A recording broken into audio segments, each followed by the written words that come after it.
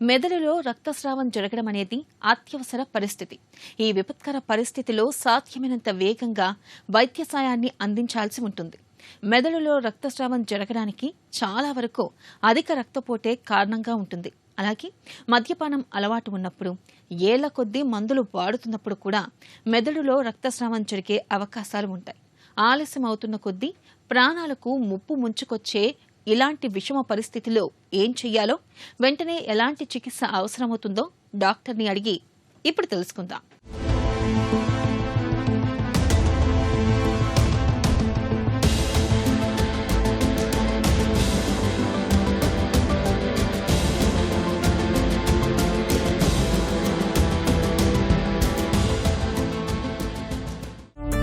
Brain haemorrhage అంటే ఏంటి?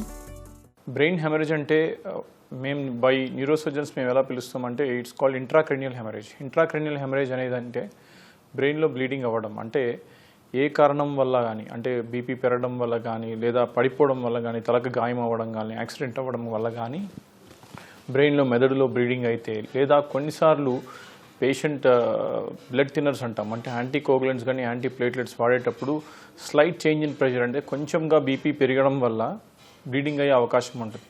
అంటే వాళ్ళలో 4 to 7% రిస్క్ ఉంటుంది. అంటే నార్మల్ పేషెంట్స్కి బీపీ పెరగడం వల్ల అందరికీ బ్లీడింగ్ అవ్వదు, కానీ వీళ్ళకి యాంటీకోగులెంట్స్ వాడడం వల్ల ఒక 4 to 7% increase in the risk of bleeding in the brain. అంటే బ్రెయిన్లో బ్లీడింగ్ అయ్యే అవకాశం ఉంటుంది.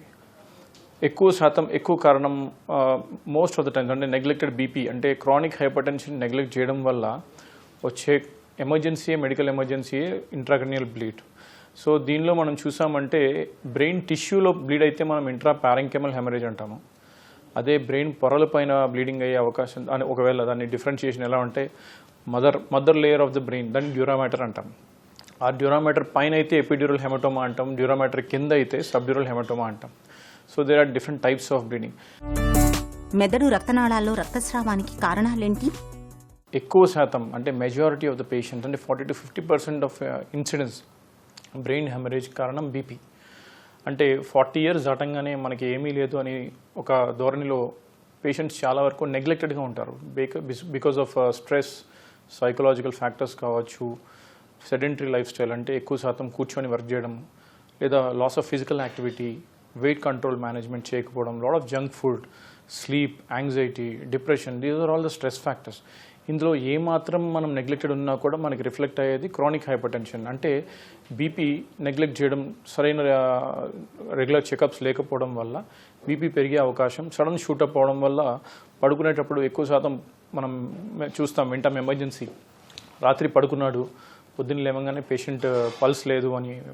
So it's basically because of accelerated hypertension అంటాం, మ్యాలిగ్నెంట్ హైపర్టెన్షన్ అంటాం. Suddenly it can cause death even. అంటే 190, 200 వెళ్ళేటప్పుడు రక్తనాళాలు పగిలిపోయే అవకాశం ఉంటుంది. దానివల్ల ఇంట్రాక్రెనియల్ హెమరేజ్ వస్తుంది.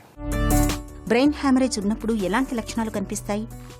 సడన్గా ప్యాటర్న్ ఆఫ్ హెడేక్ మారిందా, లేదా ఇంటెన్సిటీ, అంటే తల బరువుగా, వామిటింగ్ సెన్సేషన్ వచ్చేటట్టు అనిపించడం, లేదా కళ్ళు మసక కమ్మడం, ఇలా ఉంది అంటే it's a warning sign. And associated అంటే దీనితో పాటు అంటే రేజ్డ్ ఏసీపీ, అంటే బ్రెయిన్లో ప్రెషర్, ఒత్తిడి పెరగడం వల్ల ఎక్కువసేపు పేషెంట్ నిద్రపోవడము, లేదా నలతగా ఉండడము, మాట నత్తిగా రావడము, ఇంకా బిహేవియరల్ డిస్టర్బెన్సెస్, అంటే పేషెంట్ స్పీచ్ మాట్లాడనుకున్నా మాట్లాడలేకపోతాడు. కొంతమంది మాట్లాడుతుంటారు కానీ ఒకే వాక్యం మాట్లాడుతూ ఉంటారు. సో రిపిటేషన్ ఉన్నప్పుడు. సో మోటార్ ఎఫేజియా, మాట్లాడాలనుకుంటాడు కానీ ఆ కండరాలు పనిచేయని, సో మోటార్ ఎఫేజియా. కొన్నిసార్లు మాట్లాడతాడు కానీ అర్థం కాదు. సో ఇన్కోఆర్డినేషన్ ఉంటుంది.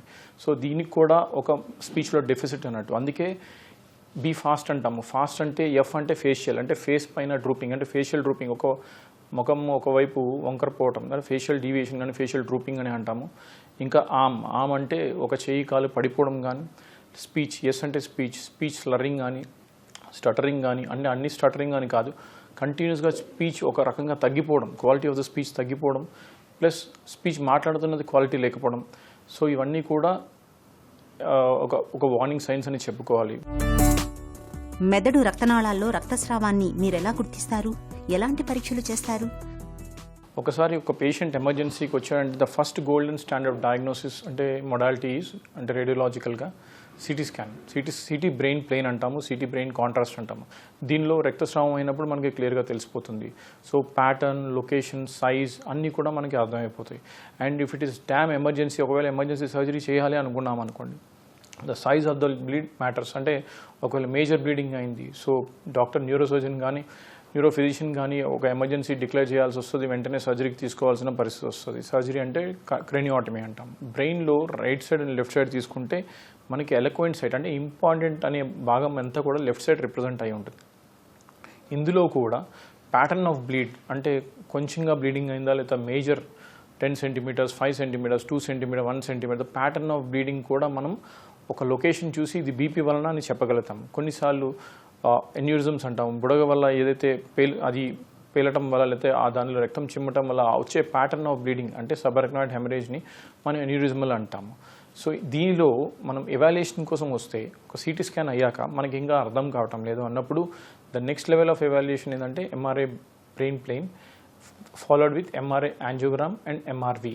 సో దీని రెండు రకాల వల్ల మనకు తెలియలేదు. ఒకవేళ ఇంకా final modality will be cerebral angiogram. ఇప్పుడు ఎలా అయితే మనం గుండెకి యాంజియోగ్రామ్ చేస్తామో అలాగే 4 వెజల్ యాంజియోగ్రామ్ అంటాము, సెరిబ్రల్ యాంజియోగ్రఫీ. అది కూడా the next modality and finest అంటే smallest vessels, even less than 5 mm ఉండే వెజల్స్ కూడా మనం బ్లీడింగ్ అయ్యే అవకాశం ఉంటే అది దేనివల్ల అయిందో మనకు తెలుస్తుంది.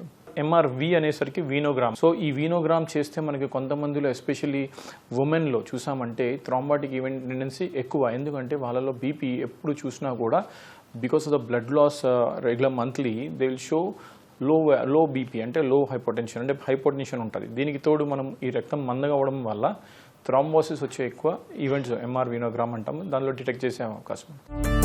బ్రెయిన్ హ్యామరేజ్కి ఎలాంటి చికిత్స తీసుకోవాలి? సో వన్స్ డయాగ్నోస్టిక్ మొడాలిటీ అంటే ఒకసారి డయాగ్నోసిస్ మనం వచ్చాక మైనర్ బ్లీడింగ్ అయితే మైనర్ కాంప్లికేషన్స్ ఉంటాయి కాబట్టి చాలా వరకు 24 to 72 hours అబ్జర్వేషన్ అంటాం ఇనీషియల్గా. ఎందుకు అంటే ఒకసారి బ్లీడ్ అయినాక పేషెంట్ వెంటనే ఇంప్రూవ్ అయిపోడు. సో కొన్నిసార్లు దానివల్ల ఫస్ట్ 24 to 48 hours ఎప్పుడు కూడా బీపీ వల్ల బ్లీడింగ్ అయితే మనకి first target is to control our BP. ఒకవేళ బీపీ కంట్రోల్ చేయని పరిస్థితుల్లో రీబ్లీడింగ్ టెండెన్సీ అయ్యే ఛాన్స్ ఉంటుంది. అందులో first 24 to 48 hours more than 50% will be there. ఆ రక్తం గడ్డ సీరియల్ సిటీ స్కాన్స్ అంటే రోజు స్కాన్ చేస్తాం. First 24 to 48 hours and 72 hours scan చేయడం జరుగుతుంది. ఆ స్కాన్లో ఏమాత్రం బ్లీడింగ్ పెరిగితే మళ్ళీ పేషెంట్ వాళ్ళకి కౌన్సిలింగ్ చేసి బ్లీడింగ్ పెరగడం వల్ల కొన్నిసార్లు సర్జరీ పడే అవకాశం కూడా ఉంటుంది. కొన్నిసార్లు సాధ్యమైనంత వరకు అంటే 50% ఆఫ్ ద కేసెస్ ఒకవేళ 2 సెంటీమీటర్ 3 సెంటీమీటర్ బ్లీడ్ ఉన్నప్పుడు చాలా వరకు మెడికల్ మేనేజ్మెంట్తో పేషెంట్ చాలా వరకు మెరుగవుతాడు. కానీ కొన్నిసార్లు బార్డర్ లైన్ ఉన్నప్పుడు అంటే మనం తీసుకోవాల్సిన స్కోర్ ఏమంటామంటే జీసీఎస్ అంటే it's called Glasgow coma scale. ఎక్కువ శాతం మనం ఈ స్కోర్ త్రూనే వెళ్ళాల్సి వస్తుంది. రేడియోలాజికల్గా కొన్నిసార్లు మేజర్ బ్లీడ్ కాకపోవచ్చు, కానీ పేషెంట్ న్యూరలాజికల్ స్టేటస్ చాలా డౌన్ ఉంటుంది, అంటే జీసీఎస్ తగ్గిపోతుంది. సో జీసీఎస్ నార్మల్ స్కోర్ అంటే గ్లాస్గో కోమా స్కేల్ ఇది నార్మల్ స్కోర్ 15. సో 15 ఉండకుండా పేషెంట్ 10 లేదా 8 అలా ఉంటున్నాడంటే ఖచ్చితంగా లోపల బ్రెయిన్లో బ్లీడింగ్ పెరుగుతున్నట్టు. అలాంటివి ఉన్నప్పుడు మనం ఫస్ట్ వచ్చేసి క్లినికల్ స్టేటస్, ఏమైనా కొత్త డెఫిసిట్స్ అంటాం, అంటే కొత్తగా చేయి కాలు పడిపోయిందా, లేకపోతే మాట పడిపోయిందా, లేకపోతే కంటిపాప రెస్పాన్స్, ప్యూపిలరీ రెస్పాన్స్ అంటాం. లైట్ వేస్తే మనకి ఆ డయామీటర్ తెలుస్తుంది, 2 mm 4 mm ఎంత ఉంది, ఈక్వల్గా ఉందా. ఎనైసోకోరియా అంటాము, అంటే ఎనైసోకోరియా అంటే ఒక ప్యూపిల్ నార్మల్గానే రెస్పాండ్ అవుతుంది, ఇంకొక ప్యూపిల్ రెస్పాండ్ అవ్వకపోవడం ఉంటుంది. సో ఇలా ఉన్నప్పుడు బ్రెయిన్లో అటుపక్క మేజర్ బ్లీడింగ్ అవ్వడమో లేకపోతే బ్లీడింగ్ పెరగడమో లేదా వాపు పెరగడమో ఉంటుంది. సో ఇది మేజర్ బ్లీడింగ్ అయినప్పుడు ఇంకా పేషెంట్కి ఎమర్జెన్సీ సిటీ చేసి మళ్ళీ కంపేర్ చేసుకొని ఫస్ట్ సిటీకి, సెకండ్ సిటీకి లేదా థర్డ్ సిటీకి ఆ ఫాలోఅప్ స్కాన్స్లో ఏమాత్రం పెరిగినా కూడా మనం సర్జరీ చేసే అవకాశం ఉంటుంది. మెదడులో రక్తస్రావం జరిగినప్పుడు సాధ్యమైనంత వేగంగా వైద్య సాయం అందాలి. తొలి గంటలోపే ఆసుపత్రికి చేరుకోగలిగితే చాలా వరకు గండం గట్టెక్కినట్లే. రక్తపోటును చక్కగా అదుపులో ఉంచుకోవడం ద్వారా మెదడులో రక్తస్రావం జరిగే పరిస్థితిని చాలా వరకు నివారించుకోవచ్చు.